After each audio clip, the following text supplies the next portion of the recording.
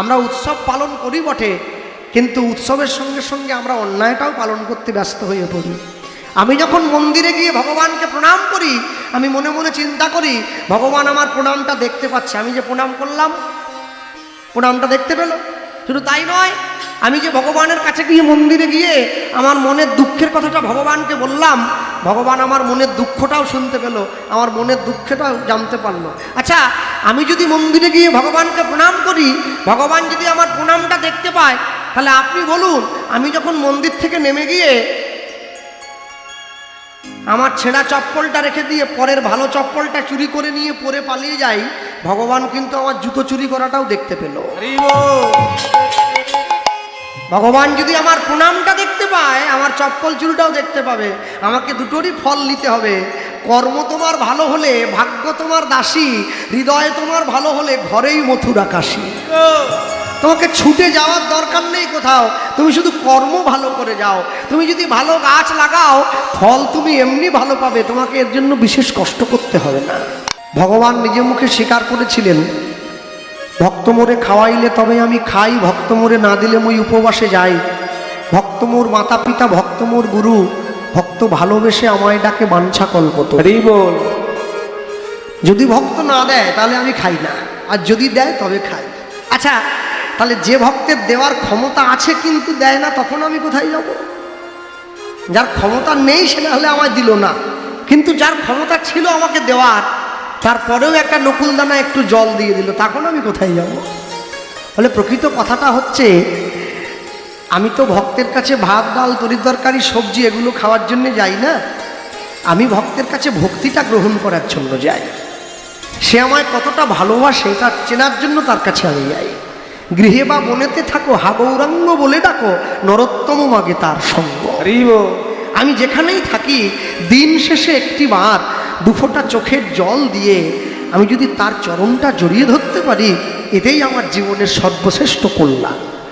কিছু পারি আর না পারি, আমার গাড়ি রইল না, আমার বাড়ি রইল না, আমার সম্পত্তি রইল না, কিন্তু আমি যদি তাকে যোগ্য সম্মানটা দিতে পারি, তাকে যদি ভালোবাসতে পারি, এতেই সে আমার ভালোবাসার মূল্য দেবে।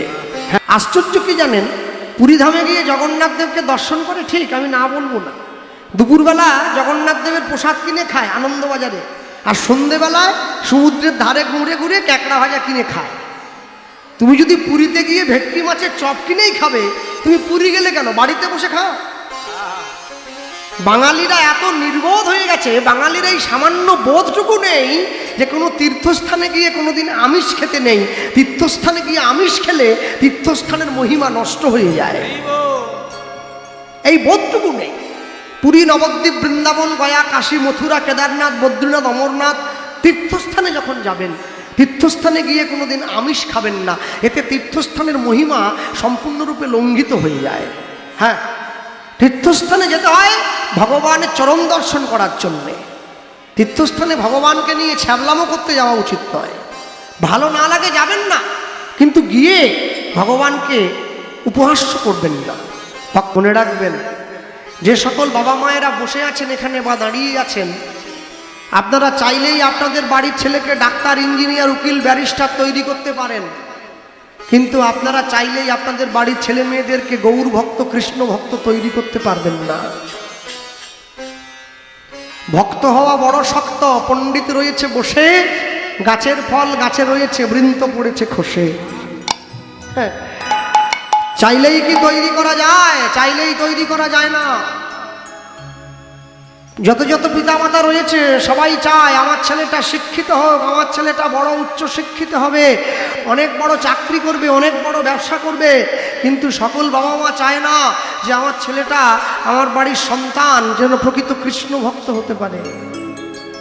হ্যাঁ, একটা 4 বছরের ছোট্ট ছেলে টিভির পর্দায় দাঁড়িয়ে কদিন আগে বলেছিল না, হাই হ্যালো ছাড়ো, হরে কৃষ্ণ বলো। এইটুকু বাচ্চাটা মোবাইলে খুব লোকে দেখছিল, আমাকে ভিডিওটা অনেকে পাঠিয়েছে, খুব লাফাচ্ছিল, দেখো দেখো দেখো, এইটুকু ছেলে 4 বছর বয়স, সে টিভির পর্দায় দাঁড়িয়ে বলছে হাই হ্যালো ছাড়ো, হরে কৃষ্ণ বলো। আরে এটা নিয়ে তোমরা আনন্দ পাচ্ছ কেন?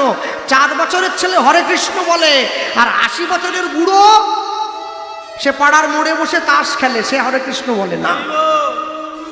সে মনে মনে ভাবে আমার এখনো অনেক সময় বাকি আছে, আমি পরে কদিন পরে বলবো।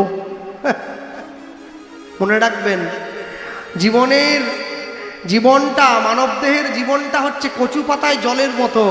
কোন মুহূর্তে যে একটু এদিক ওদিক টলমল টলমল করতে করতে কোন মুহূর্তে যে কাঁথরি জলের ফোঁটাটা নিচে পড়ে যাবে, এটার কিন্তু নিশ্চয়তা কেউ দিতে পারবে না। সকালবেলা বাড়ির থেকে বেরোনোর সময় আমি বাড়ির লোককে এই গ্যারেন্টি দিতে পারি না যে আমি সুস্থভাবে বাড়ি ফিরে আসতে পারবো। আমায় যদি কেউ ফিরিয়ে আনতে পারে তবে সেই মানুষটা পারবে, সে পারবে, আমি তার প্রতি ভরসা করি না। সবার আগে তার প্রতি ভরসা করতে হয়, সবার আগে তার চরণে ভালোবাসা দিতে হয়। তুমি যদি ভালোবাসা দিতে পারো তবেই তুমি ভালোবাসা পাবে, নচেৎ তুমি ভালোবাসা কি করে পাবে? তুমি কোনোদিনের জন্য পেতে পারো না। যে যেমন কর্ম করে আসিয়া এই চরাচরে কর্ম অনুযায়ী ফল লয়, পাইয়া মনুষ্য জন্ম জীব যদি করে পশু কর্ম পশুজনী হইবে নিশ্চয়। আমার চলে যাওয়ার জায়গা কোথাও নেই, আমাকে সব কিছুর হিসেব দিয়ে এখানে যেতে হবে। কে বলে স্বর্গ, কে বলে নরক, কে বলে বহুদূর। মানুষের মাঝে স্বর্গ নরক, মানুষেতেই সুরাসুর। এমনও মানুষ আছে যে দুপুরবেলায় ভাত খেয়ে বিছানায় গিয়ে শুয়েছে, ঘুমের মধ্যে প্রাণটা চলে গেল, এটাও একটা জীবন। আর এমনও মানুষ আছে যে 10 বছর বিছানায় পড়ে আছে, পায়খানা পেচ্ছাপ করে গায়ে মেখে নিচ্ছে, মরতে চায় কিন্তু মরে না, এটাও একটা জীবন। আপনাকে সবার আগে ঠিক করতে হবে আপনি কোন জীবনের দাবি করছেন। আজকে কীর্তন শোনার শক্তি আছে, বাড়িতে গিয়ে শুয়ে পড়লেন খাওয়া দাওয়া করে মেলা ঘুরে, একদিনকে শুনতে চাইবেন কিন্তু সেদিনকে গায়ে আর শক্তি থাকবে না। সেদিনকে কি করবেন? সেদিনকে কি করবেন? সেদিনকে কিছু করার নেই। আজকে তোমার দেহে শক্তি আছে, তুমি ভগবানের নাম শুনছো না। মুসলমানদের ধর্মগুরু হযরত মুহাম্মদ তার মুসলিম ভাইদেরকে বলেছিলেন, আমি আল্লাহ নই, আমি আল্লাহর দূত। খ্রিস্টানদের ভগবান যীশু খ্রিস্ট তার খ্রিস্টান ছেলে মেয়েদের বললেন, আমি ঈশ্বর নই, আমি ঈশ্বরের সন্তান। কুরুক্ষেত্রের মাঠে গিয়ে ভগবান শ্রীকৃষ্ণ অর্জুনকে বললেন, আমি স্বয়ং ভগবান। যার জন্য তো কোর্টে গিয়ে লাল কাপড়ে মোড়া বইটায় হাত দিয়ে বলতে হয়, যাহা বলিব সত্য বলিব, সত্য ছাড়া মিথ্যা বলিব না।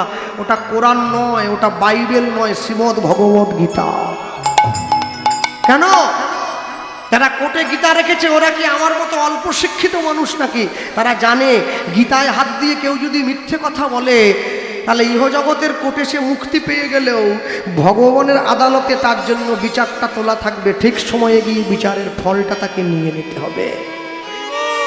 তোমার যাওয়ার জায়গা কোথাও নেই। তুমি কোথার থেকে পালিয়ে বেড়াচ্ছ? কোথার থেকে তুমি পালিয়ে বেড়াবে? একজনের কাছে তোমাকে সব কিছুর হিসেব দিয়ে দিয়ে যেতে হবে, এতটুকু ফাঁকি দিতে পারবে না। কেন জানো? সব সময় হিসেব সে লিখে রাখছে, তুমি কোনটা করলে আর কোনটা তুমি করার কথা ছিল কিন্তু করলে না। তাই সব সময় যে কাজ করুন না কেন, ঈশ্বরের চরণকে কোনোদিনও ভুলবেন না, তাকে মনে রাখবেন। আপনি যদি ঈশ্বরের চরণ মনে রাখেন না, ঈশ্বর আপনার মুখটা কোনোদিন ভুলবে না, সেও কিন্তু আপনাকে মনে রাখবে। এটা তার দায়িত্ব, তার কর্তব্য। একটা মুসলমান বাড়ির ছেলে টুপি পরলে, পাঞ্জাবি পরলে, লুঙ্গি পরলে বাকি মুসলমান ছেলেগুলো ওকে ভালোবাসে। কিন্তু একটা হিন্দু বাড়ির ছেলে যদি, একটা হিন্দু বাড়ির মেয়ে যদি কপালে তিলক দেয়, গলায় তুলসীর মালা দেয়, 5টা হিন্দু বাড়ির লোক ওকে টোনটিটকিরি কাটে। এটাই হচ্ছে আমাদের বর্তমান অবস্থা। কেন জানো? আমি মনের মধ্যে জায়গা দিয়ে দিয়েছি, আমি নিজেও করব না, আর যে করবে আমি তাকেও বাধা দেব। তা না হলে আমি কি করে উচ্ছন্নে যাব? নিতাই গৌর মায়ের হাতটা ধরে বসে বলছে, মামা তুমি কেঁদো না, আমরা 2 ভাই তোমাকে কথা দিলাম, আজ থেকে আমরা 2 জন তোমার 2 ছেলে হব, তোমাকে মা বলে ডাকবো। না না, বললে হবে না, 2 জন আমার 2 দিকে বসবি, আমি এক পাত্রে অন্ন ব্যঞ্জন মেখে 2 ভাইয়ের মুখে দেবো, 2 জন খাবি, আমাকে মা বলে ডাকবি, তবে তো বুঝবো তোরা আমার ছেলে। 2 ভাই মায়ের দুদিকে বসেছে, আর দুদিকে বসে মা মুখে দিচ্ছে। মায়ের কোলে বসলো গিয়ে গৌরার নিতাই নিতাই, নিতাই গৌর হরি বসলো গিয়ে গৌরার নিতাই নিতাই। নিতাই গৌর মায়ের কোলে গিয়ে ছুটে বসে পড়েছে, আর মায়ের কোলে বসেই দূরে চোখ দিয়ে চমকে উঠছে, মা ওই দূরে ওটা কি গাছ দেখতে পাচ্ছি গো? ওটা পিপুল গাছ। গাছটা চিনেছি। গাছের তলায় সমাধিটা কার? সমাধিটা কার জানিস? জগন্নাথ দেবের অনেক বড় এক ভক্ত ছিল রে। ভক্তের মৃত্যুর পরে জগন্নাথ দেব নিজে হাতে ভক্তের দেহটা সমাধি দিয়েছে, নিজে হাতে গ্রামের মানুষের কাছে ঘুরে ভিক্ষা করে পিণ্ড দান করেছে, নৈমিষারণ্য শ্রাদ্ধ পর্যন্ত করলো। সমাধির উপরে লিখে দিল জয় জগন্নাথই মাধব। কে এমন সেই ভক্ত, কে এমন সেই বৈষ্ণব যার জন্য জগন্নাথ দেব এত কষ্ট সহ্য করলো? আসতে গাছের কথা বলতে গিয়ে মনে পড়ে গেল, আমি অনেক মায়েদেরকে দেখছি, অনেক মায়েরা বসে আছে, আপনাদের গলায় তুলসীর মালা নেই কেন? তুলসীর মালা পরেন নেই কেন? হ্যাঁ, আকাশের শোভা চাঁদ, চাঁদের শোভা তারা, বৃন্দাবনে কৃষ্ণ শোভা নদিয়াতে গোরা, গ্রামের শোভা বাড়ি আর ঘাটের শোভা হাঁড়ি, মুসলমানের শোভা তার বড় বড় দাড়ি। এত বড়। হ্যাঁ, বাঙালি হিন্দুরা সংসারে পড়ে ভোগ করে কত জ্বালা, তবু তারা গলায় দেয় না দুফের তুলসীর মালা। মালা পরবেন, কোনো অজুহাত নয়। মাছ, মাংস, ডিম, টিকটিকি, গিরগিটি, ছুঁচো, ইঁদুর, সাপ, ব্যাঙ যা মনে আসবে তাই খাবেন, কিন্তু মালা পরবেন। লোকে আমাকে অজুহাত দেয়, কৃষ্ণবাবু আমি যে মাছ খাচ্ছি, মাছ খান না, মাছও খাবেন মালাও পরবেন। তবে যারা আমিষ খাচ্ছেন মালাটা কণ্ঠের থেকে নামিয়ে পড়বেন, যারা নিরামিষ খাচ্ছেন মালাটা কণ্ঠের সঙ্গে লাগিয়ে পড়বেন। তবে পড়তে বলছি কেন জানেন? লাইনে দাঁড়ান, তবে তো ডাক পাবেন। হ্যাঁ, আজকে আপনার মাছের প্রতি ভালোবাসা আছে, আপনি মাছ খাচ্ছেন, মালা যেদিনকে আপনাকে কৃপা করবে না, আপনি সব ছেড়ে দিয়ে তার চরণে লুটিয়ে পড়বেন। প্রত্যেকে মালা পরবেন। তুলসীর হার যে না পরে ছাড়, বৃথা জন্ম গেল তার। তুলসীর মালা গলায় দেবেন। আর এই কপালে তিলক, তিলক যদি করতে লজ্জা পায়, স্নান করে কলে করুন, পুকুরে করুন, বাথরুমে করুন, হাতে এমনি জল নিয়ে নেবেন, শুধু জল, জল নিয়ে জল তিলক করবেন। একদিন, দুদিন, 3 দিন, তিলকের কৃপা হবে।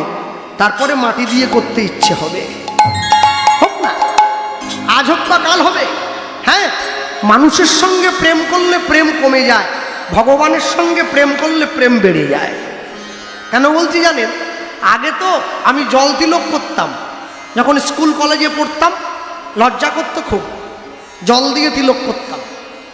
তারপরে সাদা মাটি দিয়ে করতাম, তারপরে সাদা মাটি দিয়ে তিলক করতে করতে এখন দেখি রাধাকুণ্ডের ধুলি দিয়ে তিলক করি। তাহলে বলুন, প্রেম বেড়েছে না কমেছে?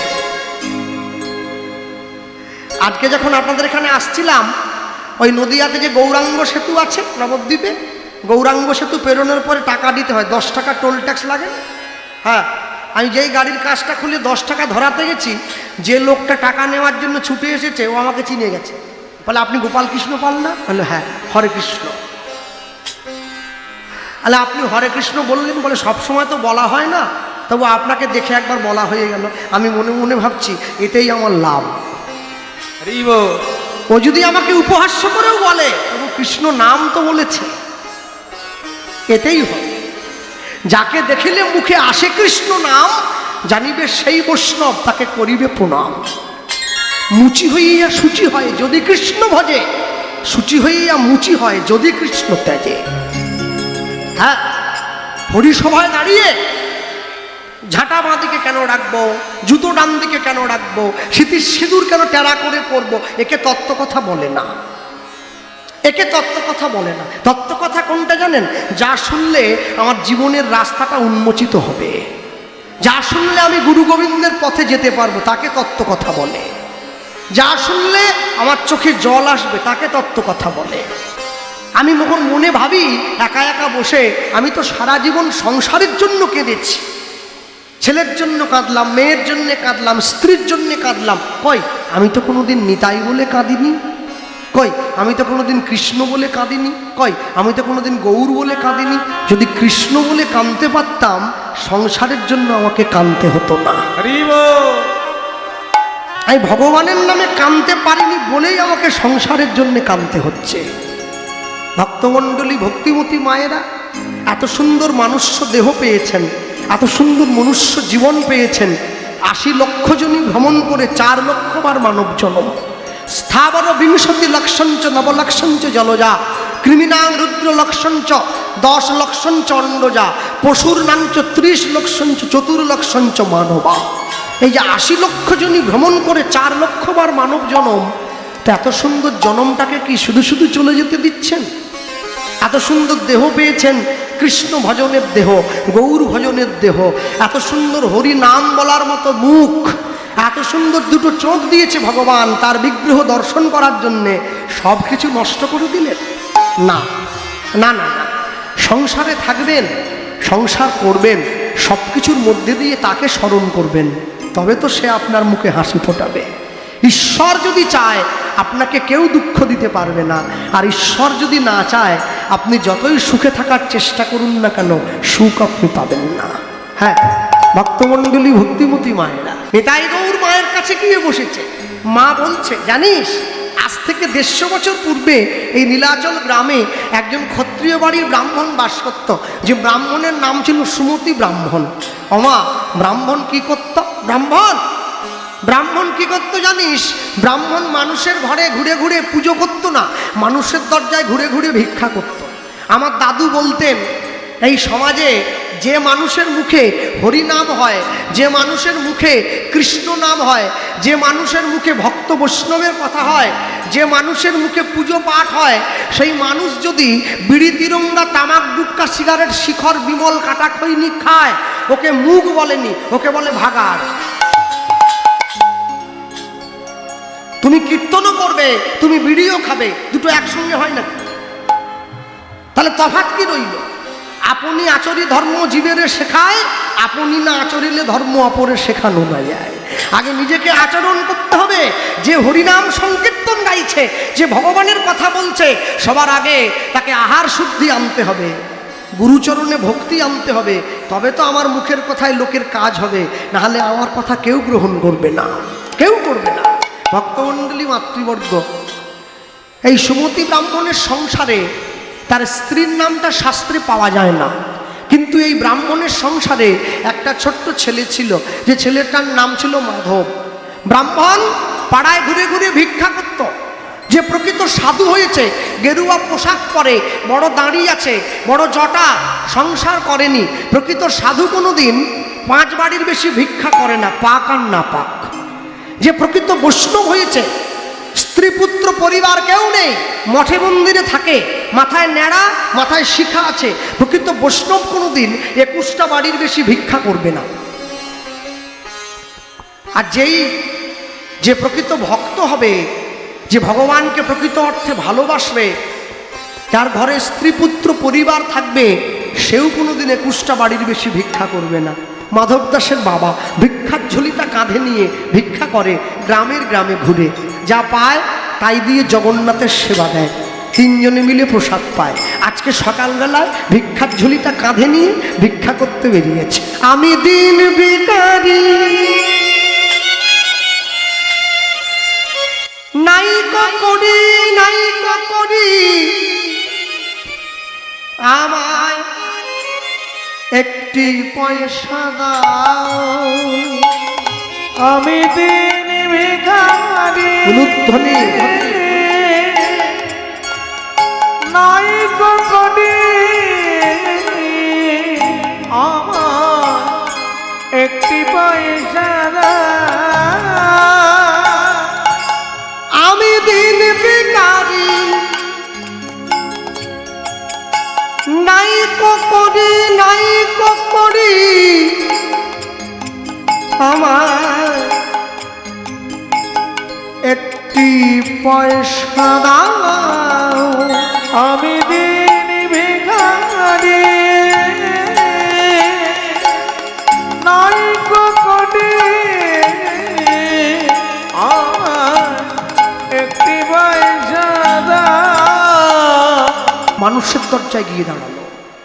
যারা এখানে বসে আছেন, প্রত্যেক দিন বাড়িতে ভিখারি এলে ভিক্ষা দেন, মনে রাখবেন ভিক্ষা কোনোদিন বাড়ির মধ্যে দাঁড়িয়ে দিতে নেই, বাড়ির বাইরে বেরিয়ে দিতে হয়। ভিক্ষা দিয়েছে মাধব দাসের বাবা, এত ভিক্ষা পেয়েছে, জীবনে কোনোদিন এত ভিক্ষা পায় নাই, তাই ভিক্ষার ঝুলিটা আজকে কাঁধে নিতে পারে নাই, মাথায় তুলে নিয়েছে। ভগবানকে বলছে, প্রভু তাড়াহুড়ো করে বাড়ির দিকে পা বাড়াচ্ছি, আমি শিগগিরই করে ঘরে যাব, রান্না করব, তোমার সেবা দেব, বেলা হয়ে যাচ্ছে। তাড়াহুড়ো করে বাড়ির দিকে পা বাড়িয়েছে, ভিক্ষার পুটুলিটা মাথায় নিয়ে। আর এই যে ভিক্ষার পুটুলি মাথায় নিয়ে বাড়ির দিকে পা বাড়ালো, হঠাৎ করে আকাশের পশ্চিম কোণায় কালো একটা মেঘ উকে দিল। আস্তে আস্তে সেই কালো মেঘে পুরো আকাশটা ভরে গেল, অন্ধকার নেমে এলো, ঝমঝম করে বজ্র বিদ্যুৎ সহকারে বৃষ্টি নেমে এলো। মাধব দাসের বাবা ভিক্ষার পুটুলিটা মাথার থেকে নামিয়ে বুকের মধ্যে জড়িয়ে ধরেছে, ভগবানকে বলছে, প্রভু তুমি আমায় কৃপা করো যেন শিগগিরই আমি ঘরে ফিরে যেতে পারি। গ্রামের মাটির রাস্তাটা কাদা হয়ে গিয়েছে, কাদা রাস্তায় পথ চলতে গিয়ে মাধব দাসের বাবা মাটিতে উঁচুট খেয়ে আছাড় খেয়ে পড়ল। ভিক্ষার পুটুলিটা হাত থেকে দূরে ছিটকে চলে গেল, যা পেয়েছিল বৃষ্টির জলে কাদায় সব ধুয়ে মিশে গেল। শূন্য পুটুলিটা নিয়ে রাস্তার উপরে বসে বুকের মধ্যে জড়িয়ে ধরে কাঁদছে, ভগবানকে বলছে, প্রভু তুমি যদি আমার থেকে কেড়েই নেবে তাহলে দিলে কেন? দিয়ে ধন দিয়ে মন কেড়ে নিতে সময় লাগে কতক্ষণ? জীবনে কোনোদিন কোনো কিছুর জন্য অহংকার করবেন না অর্জুন। যা হয়েছে তা ভালো হয়েছে, যা হবে তা ভালো হবে। তোমার কি কিছু হারিয়েছে? তুমি যে কাঁদছো, তুমি কি কিছু সৃষ্টি করেছিলে যা নষ্ট হয়ে গেছে? তুমি যা নিয়েছো এখান থেকে নিয়েছো, যা নেবে এখান থেকে নেবে। আজ তোমার যা আছে কাল তা অন্য কারো হবে। পরিবর্তনই সংসারের নিয়ম। ভগবান পরীক্ষার বোঝাটা বাড়িয়ে দিচ্ছে, দেখি তুমি আমায় কতটা ভালোবাসো। যে ছেলেটা কোনোদিন মায়ের কাছে গিয়ে খাওয়ার জন্য বায়না করে না, সেই ছেলেটা আজকে মায়ের আঁচলটা ধরে গিয়ে টানছে, মা আমার বড্ড খিদে পেয়েছে, দুটো খেতে দাও না।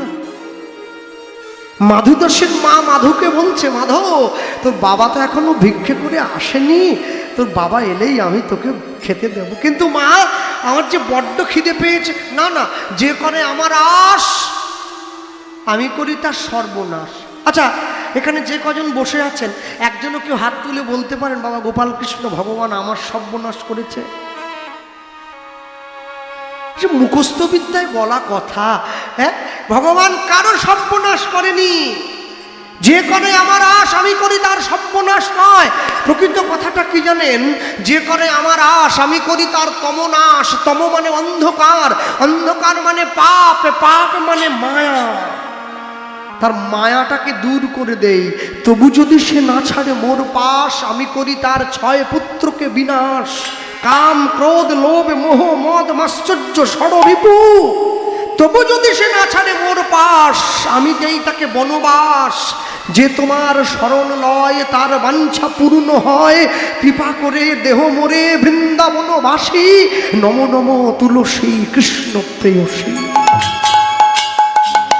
তারপরে ভগবান বললেন, বৃন্দাবনে যাওয়ার পরেও সে যদি না ছাড়ে মোর পাশ, আমি তখন হব তার চরণের দাসের অনুদাস।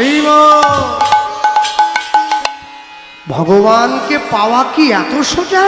কৃষ্ণ পাওয়া ভগবানকে অন্তর থেকে অনুভব করতে হয়। সারা বছর বাড়ির ছেলে মেয়েগুলো পড়ে না, মাধ্যমিক পরীক্ষার দিন মারুতির মধ্যে বসে বই খুলে নিয়ে পড়তে পড়তে চলে যায়। তোরা গোটা বছর ছিলি কোথায়? হ্যাঁ, পড়ার দরকার ছিল বাড়িতে, পড়ছে এসে গাড়িতে। এবার রেজাল্ট বেরিয়ে গেল, ইংরেজিতে 5 পেয়েছে। গোটা বছর তো পড়েনি, পরীক্ষার আগের দিন পড়েছে। সে মেয়ের মায়েদের কি দেখবেন, স্কুল ঘেরাও করে ফেলেছে। হ্যাঁ, আমার মেয়েরা ইংরেজিতে মেসেজ করে, ফেসবুক করে, হোয়াটসঅ্যাপ করে, কি করে 5 পায়? এই যে মাস্টার বুঝাচ্ছে, মা ইংরেজিতে মেসেজ করা আর ইংরেজিতে পরীক্ষায় লেখা দুটো এক হবে নি মা। সারা বছর না পড়ে পরীক্ষার আগের দিন পড়লে যেমন পাশ করা যায় না, সারা জীবনে কৃষ্ণ নাম না বলে মরার আগের দিন বলতে গেলে মুখে আসে না। প্রত্যেক দিন একটু একটু করে বলা অভ্যেস করতে হয়। বলা যদি অভ্যেস করতে থাকো তবেই তো তোমার কাজ হবে, না হলে কি করে হবে? বাড়িতে অঙ্কের জন্য ছেলেকে একটা মাস্টার দিয়েছেন, ইংরেজির জন্য একটা মাস্টার, বাংলার জন্য একটা মাস্টার, ভূগোলের জন্য একটা মাস্টার। শোনো, তোমার ছেলে মেয়ের পারিবারিক সংস্কার শিক্ষার জন্য একটা মাস্টারমশাই দাও, ছেলে মেয়ের ধর্মপথে উন্নতির জন্য একটা মাস্টারমশাই দাও, তবে তো তোমার বাড়ির ছেলে মেয়ে মানুষের মতো মানুষ হবে, না হলে কি করে হবে? মুসলমানদের মাদ্রাসা আছে, হিন্দুদের কি আছে? কিচ্ছু নেই, কিচ্ছু নেই। মুসলমান বাড়ির ছেলেরা মাদ্রাসায় গিয়ে ধর্মীয় শিক্ষা গ্রহণ করে, হিন্দুরা স্কুলে গিয়ে ধর্মীয় শিক্ষা কি করে নষ্ট করে দিতে হয় সেই শিক্ষাটা গ্রহণ করে। ভক্তমণ্ডলী, ভক্তিমতী মায়েরা, মাধব দাসের মা ভগবানের চরণটা জড়িয়ে ধরেছে, প্রভু আমি মা হয়ে ছেলের মুখে দুমুঠো খাবার তুলে দিতে পারবো না, আমি কেমন মা? আমি তো মা, তুমি আমার ছেলের মুখে দুমুঠো খাবারের ব্যবস্থা করলে না। ছেলেটাকে ভোলাবার জন্যে উনুনের ওপরে হাঁড়ি দিয়ে, হাঁড়ির মধ্যে নুড়ি পাথর দিয়ে জল দিয়ে নিচে আগুনটা জ্বালিয়ে দিয়ে ছেলেকে দেখাচ্ছে, মাধু ওই দেখ ভাত হচ্ছে, হলেই আমি তোকে দেব। মায়ের কোলে শুয়ে ছেলেটা কাঁদতে কাঁদতে ঘুমিয়ে পড়ল। রাত্রি গভীর হয়ে গেল, স্বামী ফিরে এলো না। মধ্যরাত্রিতে পাড়ার লোকেরা কাঁধে করে একটা মৃতদেহ বয়ে এনে বাড়ির দরজার সামনে রেখে চিৎকার করে ডাক দিচ্ছে, ব্রাহ্মণী, ব্রাহ্মণী ঘরে আছো? ব্রাহ্মণী দরজাটা খুলে দিয়েছে। এ কি, তোমরা কারা? আমরা পাড়ার ছেলে। শোনো, আজকে ঝড় জলের দিনে ভিক্ষা করে ফিরে আসার সময় তোমার স্বামী পথের মধ্যে বাজ পড়ে মারা গেল।